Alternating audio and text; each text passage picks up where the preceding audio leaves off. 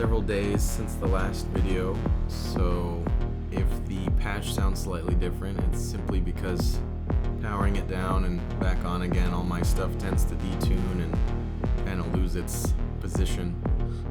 But I got it tuned up where it's at least not ugly, more tolerable. And so yeah, we're just gonna continue the topics of how I have a hybrid workflow going between however I want, whether it be in front of the modular, mostly tweaking my sounds in real time and whatnot, or when I feel more in compositional mode and less of in a performance mode, sometimes I'll switch over to Ableton and do everything from the chair. And in that sense, now my modular becomes more of a VST because I'm controlling it externally completely using these VCV-Rack Ableton devices I have. So as you can see right now, it's playing Ableton style. I got like my little composition or whatever. It's not great, but it'll do for the example. Now if you look at the gates, this is the same device I showed in the last part of the two videos here. I still have my little Ableton macro here to change the pulse count, and you'll notice these two new modules over here perhaps. These are just to extend the gate a little longer so that way you can see the lights on the modular cam for the corresponding envelopes that it's triggering. So sonically it shouldn't be making much of a difference.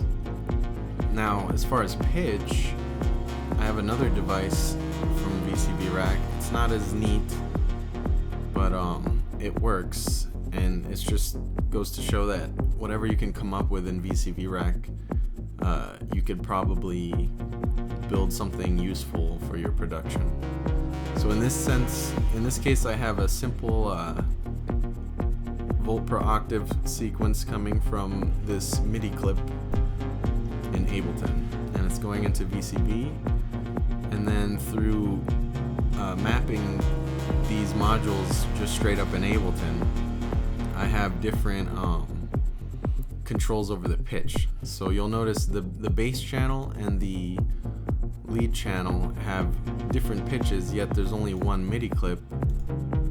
This is because of a synchronization issue.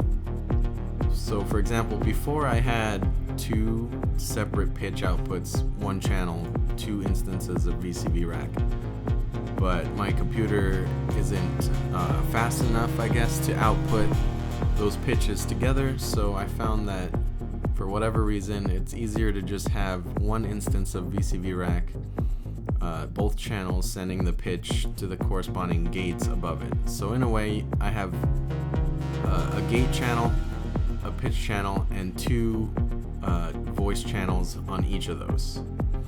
Now the automation here is where I'm controlling the where did it go? Here it is. This is where the lead pitch comes in. So basically, if I want to edit anything, I'll go to this clip here. Let me shrink this down a little bit.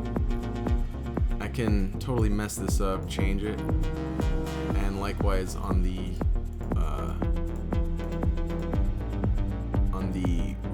pitch envelope here. And now it sounds like I have almost like a whole different song. That wasn't bad for randomly clicking. But anyway, yeah, that's basically how that's working.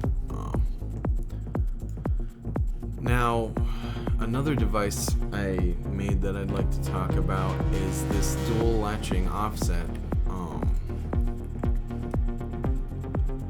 Basically all this is what it sounds like. It's sending offset voltages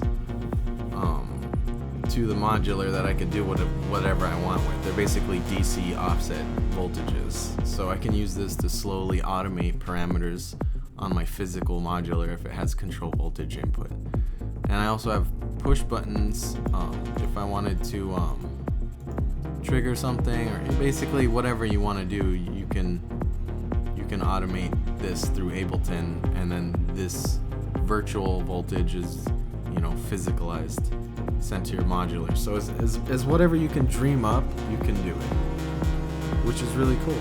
So if you look again here at my automation lanes, you'll see the cutoff frequency of my two filters is being automated, just like any VST or any other parameter that you would when you're making like a track, which is really fun.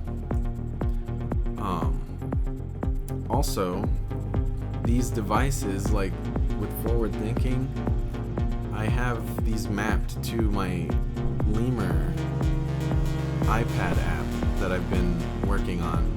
So eventually, even these Ableton devices will be modular. They'll be virtual modular devices that I can just drag and drop and use depending on whatever my needs are for the actual physical modular. Since that's usually how I start, that's just me.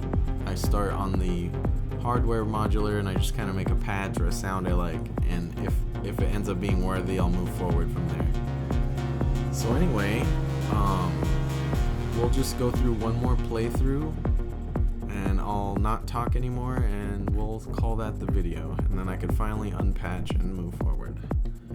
So I hope you all enjoyed.